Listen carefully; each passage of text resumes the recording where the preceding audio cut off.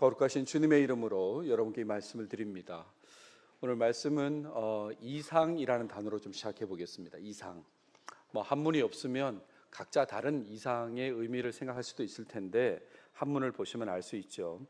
정상적인 상태와 다른 것, 그것을 의미하는 이상이란 단어로 시작해 보겠습니다. 이런 이상 현상은 삶의 여러 분야에서 나타날 수 있습니다. 이상이라고 하는 것이 정말 여러 곳곳에서 나타날 수 있죠. 그리고 그 이상은 잠깐 나타날 수도 있고 또 지속적으로 나타날 수도 있습니다. 어떤 기구에 지속적으로 이상이 나타나는 것을 우리는 고장이라고 그렇게 얘기하죠. 잠깐 이상이 나타나는 것은 고장이 아니죠. 근데 지속적으로 나타나는 건 고장입니다. 지금 제가 사용하고 있는 이 랩탑 컴퓨터의 충전이 고장이 났습니다. 지속적으로 이상이 있는 거예요. 보통 충전을 하면 그 붉은색 불이 녹색 불로 바뀝니다. 그러면 충전이 다 됐구나라는 걸 알 수 있는데 불이 바뀌질 않아요. 그럼 어떻게 되냐면 사용할 때마다 확인을 해야 합니다. 컴퓨터를 켜서 지금 몇 퍼센트 충전되어 있는지 확인하고, 근데 그 충전이 끝까지 충전이 안 된다는 걸 확인하게 되죠. 이게 지속적으로 계속 나타나니까, 그러니까 고장이란 걸 알고 어제 수리가 되었습니다. 때로는 사람의 말과 행동에서도 이상 현상이 나타날 수 있습니다. 사람의 말, 행동에도 나타날 수 있어요. 보통 사람들에게는 나타나지 않는 모습을 보여주는 그런 사람들이 종종 있지 않습니까? 예를 들어서 어울리지 않는 감정을 드러내는 사람들이 있습니다. 분명히 지금 상황은 기쁨의 상황인데 기쁨과 전혀 어울리지 않는 그런 감정을 드러내는 사람이 있고, 지금 상황은 슬픈 상황인데 슬픔과 전혀 관계없는, 어울리지 않는 그런 감정을 드러내는 사람들이 종종 있죠. 그런 사람들에 대해서 이상하다라고 얘기하는 겁니다. 때로는 급발진해서 폭력을 행사하는 사람도 있습니다. 언어로 폭력을 행사하고 행동으로 행사하고 이렇게 보여주는 사람도 있죠. 그러니까 보통이 아닌 겁니다. 그래서 이상이라는 단어를 쓰는 거죠. 그런데 신앙인으로 살아가는 사람들의 모습 속에도 이상 현상이 나타날 때가 있습니다. 신앙생활이라고 하는 그 범위를 좁힌 상황에서도, 그 안에서도 이상 현상이 나타날 때가 있다, 이런 말이죠. 여러분, 신앙인이란 말이 무슨 말입니까? 하나님을 믿는 사람이라는 말이지 않습니까? 하나님을 믿는다고 하면서도 믿지 못하는 모습을 보일 때가 있습니다. 하나님을 믿는 사람, 그래서 신앙인이라고 하는데 그럼에도 불구하고 믿지 못하는 모습을 보이는 거죠. 삶에 어려운 일이 닥쳤을 때 불안해하고 근심하고 걱정하고 낙심하고 때로는 포기하는 그런 모습을 보인다, 이런 말입니다.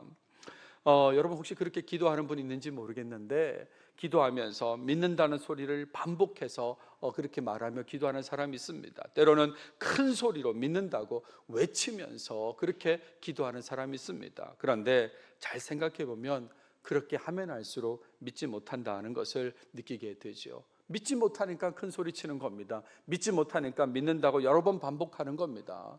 진짜 믿으면 반복하지 않습니다. 진짜 믿으면 큰 소리 안 쳐도 되는 것이죠. 그러니까요, 신앙인인데, 하나님을 믿는 사람인데 믿지 못하는 모습을 보이는 거, 이게 바로 이상한 모습이다, 이거죠. 오늘 추수감사주일인데 특별히 신앙인으로서 하나님께 감사를 드리는 부분에 있어서 이상 현상을 드러낼 때가 있어요. 감사를 드리는 이 부분에도 이상한 모습을 드러낼 때가 있다, 이런 말입니다. 하나님의 은혜와 사랑에 감사한다고 하면서도 그 감사가 오래가지 못하는 모습이 바로 그런 모습이죠. 하나님 은혜에 감사한대요. 그렇게 찬양도 해요. 하지만 그 감사가 오래가지 못한다, 이런 말입니다. 마치 감사를 모르는 사람처럼 바뀌는 거예요. 감사를 드리지 않은 사람처럼 그렇게 바뀌어서 살아간다, 이런 말이죠. 여러분, 감사가 얼마나 지속되어야 진정한 감사일까요? 진정한 감사는 감사가 얼마나 지속되어야 될까? 혹시 생각해 보셨습니까? 사도 바울은 감사에 대해서 분명하게 말했습니다. 여러분들이 너무나 잘 알고 있는 데살로니가 전서에서 이렇게 말했죠. 범사에 감사하라. 이것이 그리스도 예수 안에서 너희를 향하신 하나님의 뜻이니라. 범사라고 분명히 범위를 얘기했습니다. 범사, 무슨 말입니까? 모든 일이잖아요. 모든 일에 감사해야 된다는 거예요. 모든 일에. 이 말은 바꿔 얘기하면 항상 감사라는 것입니다. 항상 기뻐도 해야 되겠지만 항상 감사라는 말이 이 범사에 감사라는 말과 연결되는 거죠. 항상 감사한다는 말은 쉬지 않고 감사하는 것과 관련되어 있습니다. 그러면서 얘기합니다. 하나님의 뜻이라고요. 그러니까 감사가 얼마나 지속돼야 진정한 감사일까? 계속이요. 계속. 멈추는 순간이 없는 겁니다. 우리는 항상 모든 일에 쉬지 않고 감사해야 된다, 이런 말이죠. 그런데 감사를 한다고 하면서 감사를 지속하지 못하는 모습을 보이는 이유가 뭘까요? 우리는 모든 일에 항상 지속적으로 계속해서 감사해야 되는데, 그런데 그 감사가 지속적이지 못할 이유가 뭘까? 그런 모습을 보이는 이유가 뭘까요? 특별한 좀 감사, 한 해 동안 베푸신 그 은혜에 감사하는 이 추수감사 예배의 감사는 여러분 얼마나 지속된다고 생각하십니까? 여기서 지금 감사를 표현하고 찬양하고 했는데 이 감사가 얼마나 지속될 거라고 생각하는지 묻고 있습니다. 얼마나 지속될까요? 감사의 모습이 쉽게 사라진다면 그것은 이상한 것이죠. 그렇지 않습니까? 하나님께 감사하다고 한 사람이 그 감사가 쉽게 사라진다면 그건 이상한 것이다, 이런 말입니다. 이 부분을 고민하면서 감사절 메시지를 나누고자 합니다. 본문을 보시면 오늘 본문은 시편 50편의 내용입니다. 이 시편 50편 1절부터 23절의 이 내용을 한마디로 요약하면 형식적인 예배가 아니라 진정한 예배를 강조하는 내용이다라고 그렇게 말할 수 있겠습니다. 형식만 갖추고 예배하는 사람들, 예배를 하면서도 악을 행하는 사람들, 그들에 대해 심판도 말씀하고 있는 내용이 시편 50편에 있습니다. 하나님의 심판은 매우 무섭게 표현되어 있습니다. 보십시오. 22절인데 하나님을 잊어버린 너희여 이제 이를 생각하라. 그렇지 아니하면 내가 너희를 찢으리니 건질 자 없으리라. 하나님 말씀에 순종하지 않으면 정말 하나님을 잊어버린 모습으로 악을 행하고 살면 찢어버리겠다고, 건질 자가 없을 거라고 그렇게 말씀하시죠. 예배의 형식은 갖추지만, 예배는 계속 진행해요. 형식은 갖추지만 하나님을 잊어버리고 죄를 지으며 사는 자들에 대한 심판의 말씀인 것입니다. 왜 이렇게 무섭게 말씀하실까? 이걸 바꿔 얘기하면 결국 하나님께서는 진정한 예배를 원하신다는 것을 강조한다, 그 내용이다라는 것을 알 수 있죠.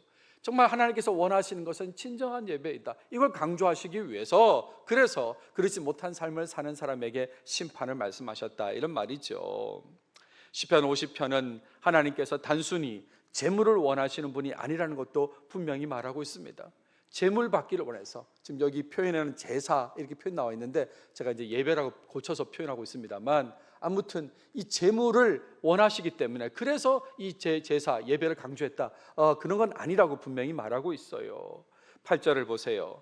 나는 내 재물 때문에 너를 책망하지는 아니하리니. 재물 때문에, 이 예물 때문에 책망하지는 않겠다 그랬습니다.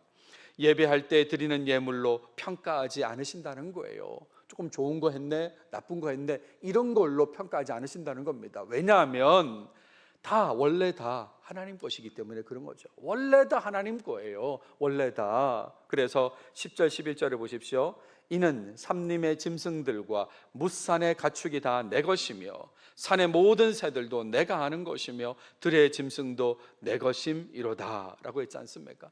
원래 다 하나님 것이니까 그 하나님 것으로 재물을 가져간다고 그것 때문에 하나님께서 심판하시고 책망하시고 그러지는 않겠다고 하셨습니다. 자, 그렇다면 왜 하나님께서는 예배를 강조하고 말씀하셨을까요? 왜 그랬을까?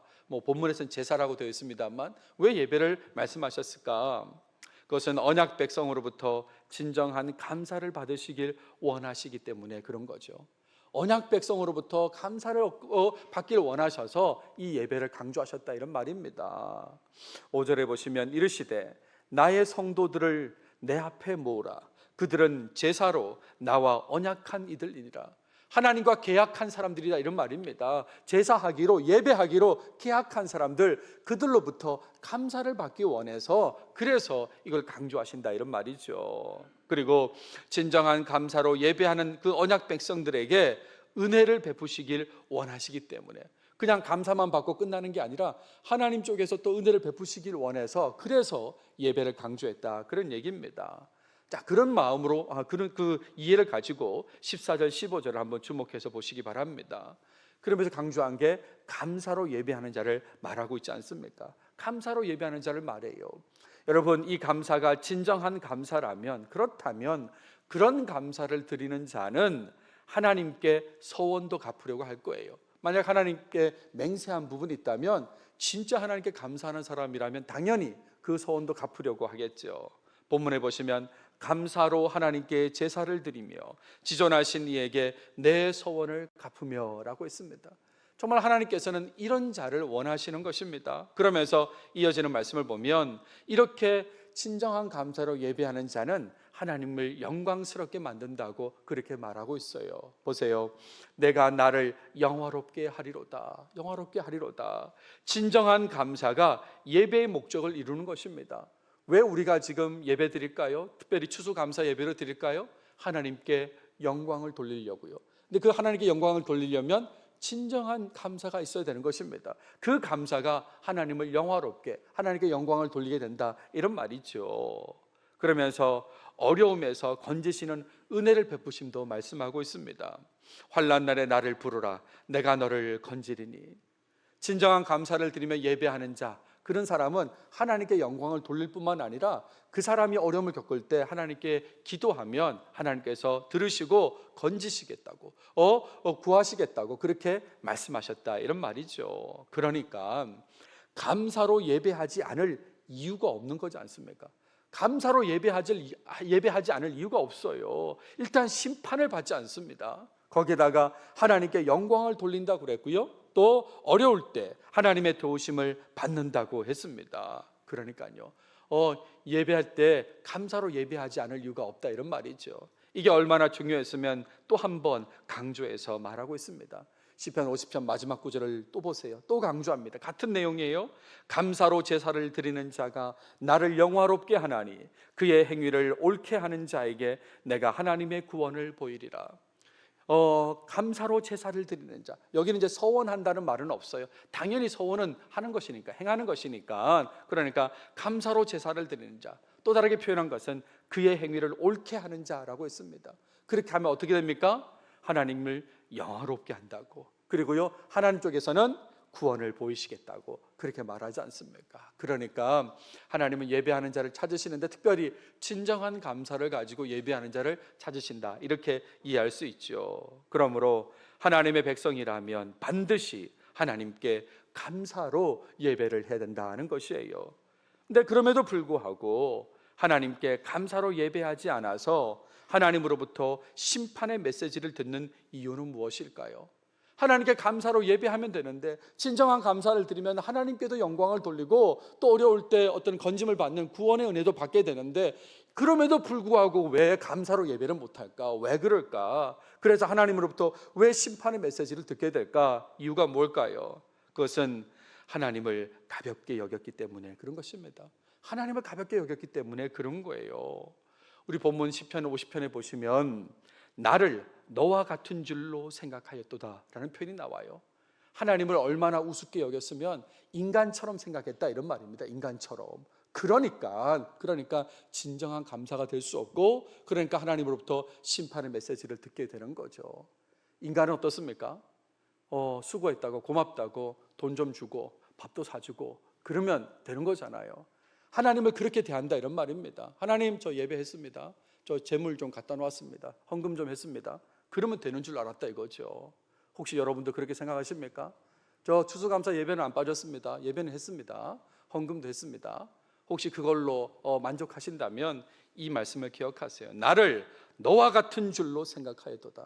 인간처럼 생각했다, 이런 말이에요. 인간처럼. 거기에다가 22절에 하나님을 잊어버린 너희요. 그리고 나서는 잊어버리는 겁니다. 삶 속에서 하나님 기억도 하지 않아요. 그 말이 하나님을 가볍게 여겼다, 이렇게 표현한 거죠. 하나님을 우습게 여겼다, 이런 말입니다. 특별히 17절 18절을 보세요. 내가 교훈을 미워하고, 하나님의 교훈을 미워하고 내 말을 뒤로 던지고 도둑을 본즉 그와 연합하고 간음하는 자들과 동료가 되며, 계속 이어집니다. 내 입을 악에게 내어주고 내 혀로 거짓을 꾸미며 앉아서 내 형제를 공박하며 내 어머니의 아들을 비방하는도다 라고 했습니다. 그냥 한 게 아닙니다. 예배하면서요. 예배할 건 한다니까요. 그냥 하나님께서 원하시는 진정한 감사 없이 예배는 계속 하고 있습니다. 그러면서 이런 나쁜 짓을 계속 하고 있는 것이죠. 왜요? 하나님을 가볍게, 우습게 여겼기 때문에, 그래도 된다고 생각했기 때문에 나는 예배는 했어 그러면서 이렇게 했다, 이런 말입니다. 그러니까 심판의 말을 듣게 되는 거죠. 이렇게 하나님을 가볍게 여기고 그분을 잊으면서 죄를 짓는 이유는 자신에게 집중하기 때문에 그렇습니다. 하나님이 아니라 자신에게 집중하니까 이런 모습이 나타나는 것입니다. 형식적으로 예배는 유지하지만 하나님을 주목하지 않았기 때문에 하나님께 감사를 드릴 수는 없는 것이죠. 예배는 합니다. 그런데 하나님을 집중하지 않아요. 하나님께 주목하지 않으니까, 그러니까 제대로 진정한 감사를 드릴 수가 없다, 이런 말입니다. 자기에게 집중하는 모습이 계속되면 될수록 진정한 감사, 범사에 감사하는 모습과는 점점 멀어지게 되는 것입니다. 그리고 멀어지기만 하는 게 아니에요. 심판을 받게 된다, 이런 말이죠. 하나님께서 어떻게 하신다고 그랬습니까? 찢어버리겠다고 그렇게 말씀하셨지 않습니까? 기원전 7세기에 활동했던 스바냐 선지자도 하나님을 무시하며 자기에게 집중하는 자기중심적 삶에 대해 경고했습니다. 하나님이 아니라 자기에게 집중하는 사람, 자기중심적인 사람에 대해서 이렇게 경고했습니다. 그때에 내가 예루살렘에서 찌꺼기같이 가라앉아서 마음속에 스스로 이르기를 여호와께서는 복도 내리지 아니하시며 화도 내리지 아니하시리라 하는 자를 등불로 두루 찾아 벌하리니, 그랬습니다. 얼마나 자기중심적으로 생각했으면 우리 뭐 잘해도 하나님 복을 안 내리셔, 못해도 벌도 안 내리셔, 이렇게 얘기했다, 이런 말입니다. 하나님 중심으로 생각하지 않고 하나님 말씀은 뒤로 던져버리고 그냥 자기중심적으로 내가 잘한다고 복을 주시지도 않고 못한다고 뭐 벌을 주시지도 않고 그렇다고. 그런 사람을 어떻게 한다고요? 등불로 두루 찾아 벌하리니 라고 했지 않습니까? 아마 이 기원전 7세기에도 예배 형식은 계속 유지되었을 것입니다. 예배는 계속했을 거예요. 저 예배하고 있습니다, 이랬을 것입니다. 하지만 하나님께 주목하지 않고 하나님 중심으로 살지 않고 자기에게 주목하며 살다가 어떻게 됩니까? 나라가 망하잖아요. 기원전 587년에 바벨론에 의해서 남유다는 그냥 다 망하게 되는 것입니다. 그래서 이런 내용으로 오늘 적용적으로 말씀드리고 싶은 것은 추수감사주일인데, 이 추수감사절을 맞아 하나님께 진정한 감사를 드리고 그 감사를 지속하며 살기 위해서는 항상 하나님 중심으로 살아야 된다는 이 말씀을 드리려고 합니다. 여러분, 하나님 중심으로 사시길 바랍니다. 하나님 중심으로 살지 않으면 쉽게 하나님을 잊어버리게 되고 무시하고 자기 중심적으로 살게 됩니다. 하나님의 사람이라고 하면서 하나님을 잊어버립니다. 하나님을 무시하고 자기 중심적으로 산다, 이런 말이에요. 그럼 어떻게 됩니까? 예배의 형식이나 감사의 표현만 지속되는 거예요. 아무런 마음이 실리지 않는 그냥 예배만 계속 유지되고 있고 진행되고 그냥 감사의 표현만 계속 지속되고 이렇게 나타난다, 이런 말이죠. 하나님께서 나를 그분의 백성이 되게 하신 것만 생각해도 감사를 드리지 않을 수 없는데, 그렇지 않습니까? 우리가 어떻게 온 세상 창조주 주관자의 자녀가 될 수 있습니까? 그분의 백성이 될 수 있냐, 이 말이에요. 아무런 자격이 없어요. 어떤 공로가 있습니까? 그러니까 이것만 생각해도 감사를 드리지 않을 수가 없잖아요. 않을 수가 없어요. 그러나 너무나 안타깝게도 우리는 자신에게 주목하느라 쉽게 자기 중심적으로 생각해서 진정한 감사를 드리지 않고 살아가는 것입니다. 하나님을 주목하는 게 아니라 자기에게 자꾸 주목하는 거예요. 자기에게 자꾸. 그러니까 이상현상이 나타나는 거죠. 하나님께서 나를 건지시고 구원하시고 자녀 삼아 주셨다는 것이 너무 감사한 일인 걸 알면서도 그렇게 감사한 마음이 안 드는 거예요. 그렇게 감사하지 않아요. 머리로만 알고 있어요. 감사하다고, 감사해야 된다고 이렇게 알고는 있다, 이 말이죠. 하지만 실제는 진정한 감사를 드리지 못해요. 왜냐하면 자기에게 주목하고 있기 때문에 그렇습니다. 현실에서 발생하는 수많은 일에 대해 자기중심적으로만 생각해서 감사로부터 자꾸 멀어지는 그런 삶을 살아간다, 이런 말입니다. 그래서 범사에 감사할 수 없습니다. 추수감사 예배를 드리지만 그때의 감사를 지속할 수 없다, 이런 말이죠. 여러분, 여기서 정말 하나님 감사합니다, 감사합니다라고 해도 그 감사가 금방 사라진다, 이런 말입니다. 그러니까 그렇게 금방 사라지는 감사를 진정한 감사라고 할 수 있을까요? 계속해서 저는 헌금은 했습니다, 저는 예배는 참석했습니다, 계속 그렇게 하시겠습니까? 자기 중심으로 생각하며 사는 모습을 버리고 하나님 중심으로 생각하는 삶을 살 때에 하나님께서 원하시는 진정한 감사를 드릴 뿐만 아니라 그 감사를 지속할 수 있다는 거 꼭 기억하시기 바랍니다. 여러분, 세뱃돈 한번 생각해 보세요. 세뱃돈 받은 것처럼 감사하는 거 멈춰야 됩니다. 여러분 중에 세뱃돈을 받는 사람은 없고 아마 다 대부분 세뱃돈을 주게 될 텐데, 여러분의 세뱃돈을 받는 자녀, 조카, 손주들 한번 생각해 보십시오. 세뱃돈 받으면 어떻게 하던가요? 예? 대부분 다 자기 중심적으로 생각하고 감사하잖아요. 돈을 주는 사람, 세뱃돈을 주는 사람 입장에서 생각하지 않아요. 자기 입장에서 생각한다니까요. 자기 입장에서요. 그래서 많다 적다, 더 받을 줄 알았는데 이거밖에 못 받나? 이런 생각들. 당연히 받는 거 이렇게 하지만 말로 잠깐 감사의 표현을 해요. 표현을 합니다. 새해 복 많이 받으시라고도 표현을 하고, 하지만 잊어버리죠. 금방 잊어버립니다. 2월 달에 받은 세뱃돈 지금 11월 지금까지도 감사합니다, 할아버지가 주신 건 너무 감사하다고 이런 손주들 봤습니까? 있으면 신고해 주세요. 정말 그런 거 없어요. 금방 다 잊어버려요. 왜 그러냐면 자기 중심적이니까요. 주는 사람 중심으로 생각하지 않고 자기 중심으로 생각하니까. 근데 우리가 하나님의 은혜를 자기 중심적으로 생각하고 자기 중심적으로 일상을 살아가니까 잊어버리는 거죠. 감사를 드려도 감사하지 않은 사람처럼, 그냥 지속적으로 감사하지 않은 사람처럼 살아간다, 이런 말입니다. 저는 지난주에 말레이시아를 다녀왔습니다. 여러분 기도해 주셔서 무사히 잘 다녀왔습니다. 말레이시아가 이렇게 생겼는데요, 넓게 퍼져 있죠. 퍼져 있는데 왼쪽 위쪽에 페낭이라고는 조금 한 섬이 있습니다. 제주도의 한 절반 정도 되는 섬인데, 이곳에서 전략회의가 있어서 이곳에 다녀왔습니다.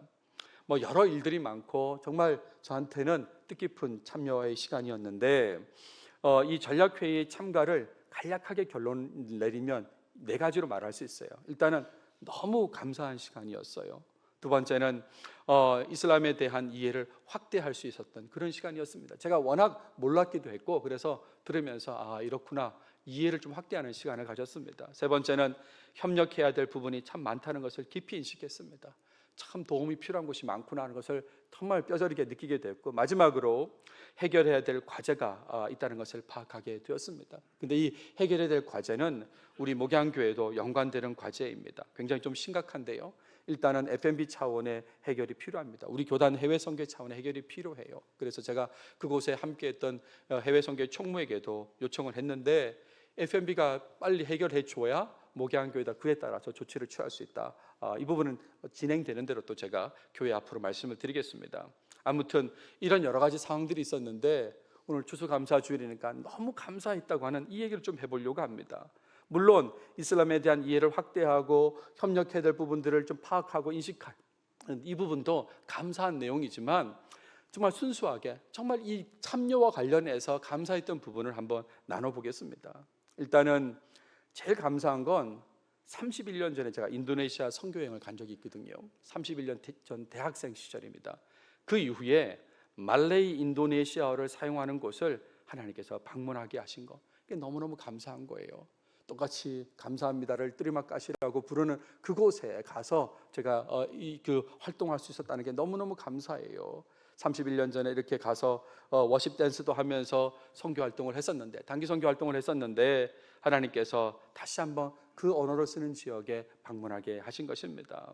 두 번째는 오랫동안 가지고 있었던 후회되는 부분이 있어요, 제 속에. 그 부분을 이야기하게 하시고 회복되도록 하나님께서 인도하셨어요. 제가 여러 차례 설교를 통해서 말씀을 드렸죠. 내가 한번 과거로 돌아가서 돌이킬 수 있는 그런 어떤 기회가 주어진다면 돌이키고 싶은 부분이 있다고. 그것은 제가 최종 학위를 받기 직전에 추천을 받았습니다. 교회 담임 목회지 추천을 받았는데 제가 거절한 그 부분이에요. 텍사스주 아래쪽에 랄레도라는 국경지역 도시가 있는데, 이곳에서 담임 목회하러 오라고 그렇게 요청을 받았는데 제가 거절한 부분이에요. 시간이 지나면 지날수록 너무 마음에 짐이 되고, 다시 돌아갈 수 있다면, 정말 그렇게만 될 수 있다면 내가 그곳에 가서 목회할 텐데 내가 왜 그걸 거절했을까 후회됐어요.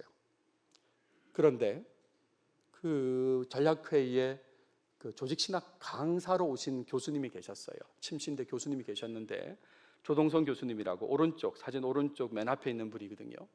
근데 이분을 보는 순간 이 얘기를 해야 되겠다 그런 생각을 했습니다. 그래서 식사하고 끝부분에 제가 그 교수님한테 얘기했습니다. 제가 졸업 직전에 랄레도 교회 내가 그 청빙을 받았는데 제가 안 갔습니다. 죄송합니다. 왜 이분한테 얘기했냐면 그 조동선 교수님 아버지가 목회하던 곳이었거든요. 근데 그 아들을 거기서 본 거예요. 그 목사님의 아들을 그곳에서 만나게 된 거죠. 성함은 계속 들었지만 직접 만나게 됐어요. 그래서 제가 예전에 내가 그런 적이 있다고 참 죄송하게 생각한다. 그랬더니 그분이 이렇게 얘기했습니다. 거긴 나이든 목회자가 와야 돼요 라고 그렇게 얘기했어요. 그러니까 지금 십몇 년 전이니까 십몇 년 전에 제가 굉장히 젊지 않겠습니까? 그러니까 젊은 목회자가 갈 자리는 아닙니다. 거기는 나이 드신 목사님이 오셔서 목회를 하셔야 될 곳입니다 라고 그렇게 얘기를 하는 거죠. 오랫동안 가지고 있던 게 좀 뭔가 좀 해결되는 듯한 그런 마음을 가졌어요. 얼마나 마음이 좀 시원해지는가 그런 느낌을 가졌어요. 그래서 참 감사하다 이 말씀을 드리고, 세 번째는 내가 선교사로 살 수 없는 이유를 하나님께서 알게 해주셨어요. 바꿔 얘기하면 선교사들을 존중해야 될 이유를 하나님 알게 해주신 거죠. 내가 뭐 선교하겠다고 뭐 이러지만 왜 하나님이 나를 선교사로 쓰지 않는지를 분명히 알게 하셨어요. 일단 거기 갔더니 그 도시 냄새가 있는데 못 받아들이겠어요. 저는 못 받아들이는데 계속 그 냄새가 동네에도 흐르고 식당에도 흐르고 그리고 호텔에도 흐르고 계속해서 그 냄새가 흐르고 있는 거예요. 그런 상황에서 거의 모든 음식이 먹기 힘들었습니다. 모든 음식이 먹기 힘든 거예요. 과일은 괜찮은가 했더니 단맛이 없는 과일 드셔보셨어요? 왜 이렇게 적도 근처라서 그런지 이 한국 과일하고는 다르더라고요. 그러니까 제가 먹을 게 거의 없는 거죠. 근데 선교사님들마다 장 목사님 왜 안 드세요? 이 맛있는 걸 왜 안 드시냐고. 왜 안 드시냐고. 그러니까 저분들은 진짜 선교사로 부르셨구나. 하나님 왜 나를 안 부르셨나. 첫날 저녁에 밤에 도착했습니다. 저녁을 못 먹었어요. 그 선교사님들이 저를 데리고 갔어요. 집행부 선교사님들이 저를 데리고 가서 밥을 사주셨어요. 이거는 우리가 할게요 그러면서 얼마 안 한다고 면이었어요. 국수. 그 생선 국물에 한 국수, 그리고 그다음에 그 튀긴 면을 만든 국수를 주었는데 제가 먹고 무슨 생각한 줄 아세요? 이건 아니다. 근데 배고프니까 조금 먹게 됐는데 더 했다가는 큰일 나겠더라고요. 그랬던 장면이 바로 이 장면이거든요. 그러면서 그 시간을 보내는 동안에 하나님께서 다 뜻이 계셔서 나를 선교사로 부르지 않으셨구나, 이런 생각도 알게 되었습니다. 네 번째는 전략회의 모임 중에 하나님께서 예상하지 못한 선교사님들을 만나게 해 주셨습니다. 그 가운데 신대원 같은 동기인데 우리 신대원 동기 중에 선교사님들이 여러 계시거든요. 근데 그 중에서 졸업 후에, 제가 신대원 98학번이니까 2000년도에 졸업을 했는데 2000년도에 졸업하고 한 번도 25년간 한 번도 보지 못한 선교사님을 거기서 만났습니다. 오른쪽에 계신 분인데 아프리카 티니지에서 활동하는 선교사님인데 거기서 만났습니다. 하나님께서 이런 분도 여기서 만나게 하시는구나. 25년 만에 만났으니까 또 25년 뒤에 만날 수 있을까요? 또 만날 수 있을까? 아무튼 귀한 만남을 하나님께서 허락해 주셨습니다. 뿐만 아니라 어떤 선교사님이 오셔서 저한테 인사를 합니다. 목사님, 제가 목사님 강의를 들었습니다. 그러니까 저한테 수업을 들었던 학생 선교사님이 또 오셨어요. 저는 기억을 못했습니다. 근데 제 수업을 들었다고 하면서 그렇게 하는 인사하는 선교사님도 만났고, 또 놀란 것은 목양교회, 내곡동 목양교회 K 장로님 지인이라고, 후배라고 하면서 그 장로님 후배입니다라고 그렇게 저한테 인사를 하는 선교사님도 있었어요. 그러니까 이런 귀한 모임, 만남을 허락하신 하나님 참 감사했습니다. 특별히 불편할 수 있는 상황이 연출되었어요. 제가 만든 건데 불편할 수 있는 상황이었는데도 불구하고 오히려 하나님께서 은혜를 입게 하신 그런 상황도 있습니다. 무슨 상황이냐면 그 LA에서 오신 목사님인데 오전 강의를 하셨어요. 근데 내용 중에 잘못된 헬라어를 인용하셨어요. 그래서 이거를 참아야 되는데, 내가 가만히 있어야 되는데 가만히 있지 못하고 그리고 얘기를 한 거예요. 제가 목사님 그건 최상급이 아니고 그냥 형용사입니다. 근데 아까 최상급으로 말씀하셔가지고 그건 아닌 것 같습니다라고 제가 얘기를 했죠. 어떻게 됐을 것 같습니까? 괜히 얘기했어. 괜히 상황만 불편하게 됐어 라고 이제 그런 상황을 계속 제가 가지고 가는 거예요. 이 며칠 동안 지금 굉장히 어색할 텐데 라고 했는데 갑자기 어느 순간에 그 LA 아름다운 교회 목사님이신데 그 목사님 저를 찾아오셨어요. 그러면서 목사님 식사 못한다고 들었습니다 하면서 이렇게 종이팩을 주시는 거예요. 식사 못한다고 들었는데 요거 같이 드십시오 라고 이제 주셨어요. 제가 꺼내봤습니다. 방에 와서 꺼내봤거든요. 보세요. 고추장, 깻잎, 김치. 한국에서 간 사람은 저예요. 거기는 미국에서 온 사람이잖아요. 근데 한국에서 온 사람은 아무것도 안 가져가고 미국에서 오신 분이 저한테 고추장, 깻잎, 그다음에 김치를 주셨어요. 그래서 후반부에 식사를 그래도 할 수 있었습니다. 아무튼 하나님께서 이렇게 어그러지지 않게 이렇게 은혜를 입히시는구나, 있게 하시는구나, 이렇게 감사한 마음이 들었습니다. 마지막으로 하나님께서 그곳 전통 의상, 바틱이라고 하는 전통 의상을 구입할 수 있도록 인도하시기 참 감사해요. 제가 사고 싶다고 살 수 있는 게 아니에요. 라이더도 없고 어디를 가야 될지도 모르고, 그런데 그런 기회가 닿았어요. 그래가지고 하나 사야 되겠다. 그 뭐 촌농으로 만드는 옷이라고 하는데 제가 이렇게 샀습니다. 그래서 다음 기회가 될 때 한번 제가 꼭 입고 함께 나오도록 그렇게 하겠습니다. 아무튼 생각하면 할수록 감사한 일이 많은 거죠. 여러분, 하나님 중심으로 생각하면 감사가 넘쳐납니다. 감사가 넘쳐나요. 제가 뭐 다 일일이 얘기하지 않지만 호텔방 안에서 전기를 사용하는 부분에 있어서, 물을 마시는 부분에 있어서, 또 어디 이동하는 라이드 부분에 있어서 정말 하나님 중심으로 생각하면 하나님께서 이렇게 하셨다 저렇게 하셨다 감사할 것이 넘쳐나죠. 근데 나 자신 중심으로 생각할 때에 감사는 지속되지 못하고요, 불만이 넘쳐나게 되죠. 이상이 생기는 겁니다. 제가 이렇게 감사하다고 얘기했습니다. 정말 놀랍게 감사라고 그렇게 얘기했지만, 그러나 나 중심으로 생각하는 순간 그게 금방 사라진다, 이런 말이죠. 돌아오는 비행기 한 얘기를 좀 해보겠습니다. 돌아오는 비행기는 같은 항공사인데도 불구하고 비행기가 작은 비행기였어요. 갈 때는 똑같은 구간에 복도가 2개 있는 그런 비행기였는데, 올 때는 복도가 하나인 A, B, C, D, E, F 6명이 앉는 한 줄에 그런 비행기였습니다. 제가 통로 쪽 D라는 자리에 앉았거든요. D. 오른쪽 옆에 E, F가 있지 않겠습니까? 중국인 노부부가 이렇게 타셨는데, 근데 이 오른쪽 부부께서 잦은 화장실 출입을 하는 겁니다. 근데 같이 움직이시는 게 아니라 한 분 갔다 오시고 또 한 분 갔다 오시고 또 갔다 오시고, 이 주기가 다른 거예요. 그러니까 계속 일어서고 앉고 하는 그 상황이 벌어지는데, 중간에 그 승무원들이 이렇게 기내식 이동하게 되면 나는 피할 곳이 없는 거예요. 어떻게 가야 될지도 모르겠고, 그런 상황이 계속 연출되면서 이건 불편한데 더 불편한 것은, 제가 D라고 그랬죠. 자리 D. 통로 지나서 C 자리에 앉은, 거기도 중국 사람인데 코를 얼마나 고는지 나 진짜 너무 내가 힘들더라고요. 제가 코를 고는 사람입니다만 남의 코 고는 건 못 듣겠더라고요. 그리고 너무 심각해. 뚫고 나오는 게 소음을 뚫고 나오고 있어요.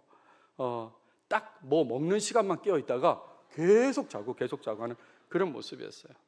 그런데다가 제가 이제 하루 일찍, 저는 이제 일정 때문에 떠나게 된 그런 사람인데, 아침 일찍 출발했고 연결편을 타고 그러면서 식사를 거의 못 하고 이제 비행기에 탔기 때문에 너무 배가 고픈 상태예요.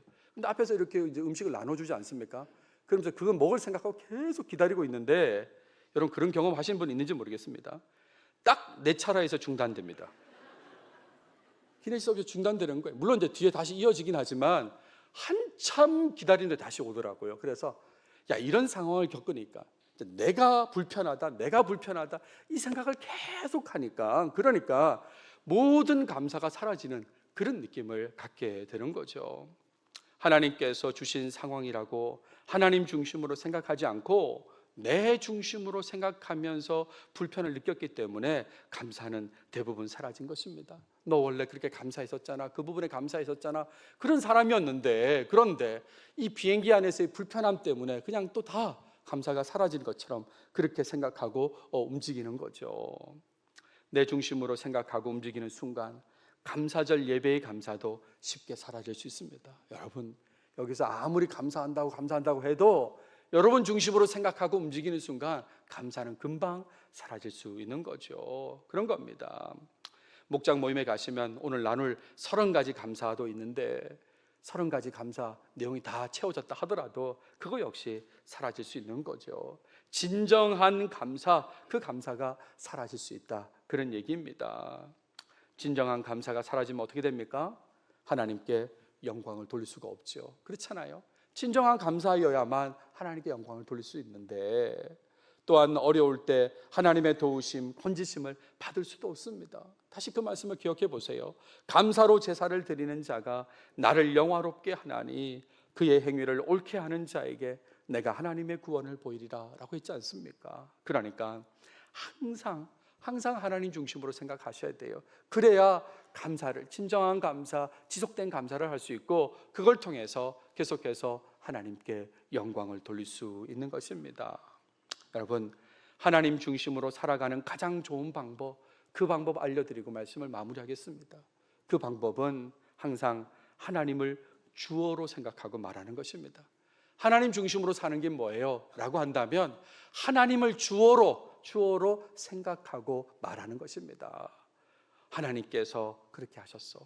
하나님께서 하신 거야. 하나님께 주신 환경이야. 하나님께서 그렇게 인도하셔서 계속해서 주어를 하나님으로 할 때 하나님 중심으로 생각하면서 그렇게 살 수 있는 것이죠.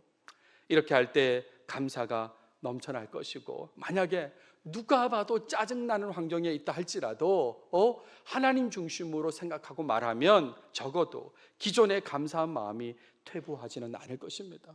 하나님께서 허락하신 환경이야. 이래도 이것도 하나님이 허락하신 환경이야. 하나님을 주어로 해서 하나님 중심으로 생각하면 감사가 퇴보하지는 않을 거라는 거죠. 제가 도착하기 좀 전에 이 시편 50편을 묵상하면서 맞다. 하나님께서 허락하신 환경인데 하나님을 주어로 생각하고 그렇게 말을 할 때에 다시 감사가 회복되고 그런 걸 느꼈어요. 하나님께서 내가 저렇게 했겠구나를 생각하게 하시는구나. 내가 코 골 때 옆에 사람이 저랬겠구나. 저렇게 짜증이 났겠구나. 내가 또 다른 사람한테 불편을 줄 때, 나 지나간다고 그러면서 계속해서 불편을 줄 때 상대의 마음이 저렇겠구나. 그런 거를 깨닫게 하시는 거죠. 그러니까 하나님을 주어로 자꾸 얘기하고 생각하면 감사가 퇴보하지 않습니다. 오히려 더 감사가 늘어나게 되는 거죠.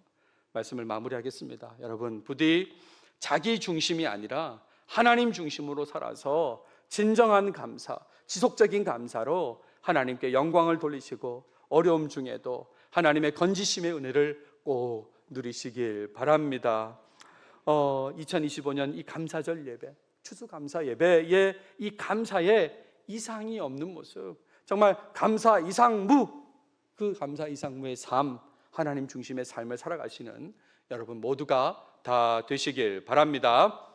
기도하겠습니다. 하나님 감사합니다. 추수감사 예배를 드리게 하시고 감사에 대해서 생각할 수 있게 하셔서 감사합니다.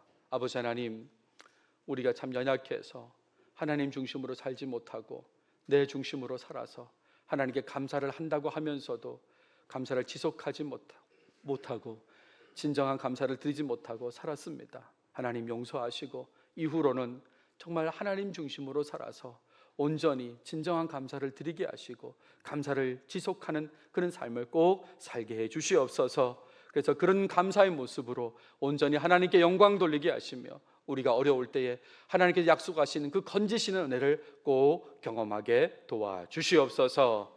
이 모든 말씀 예수님의 이름으로 기도드렸습니다. 아멘.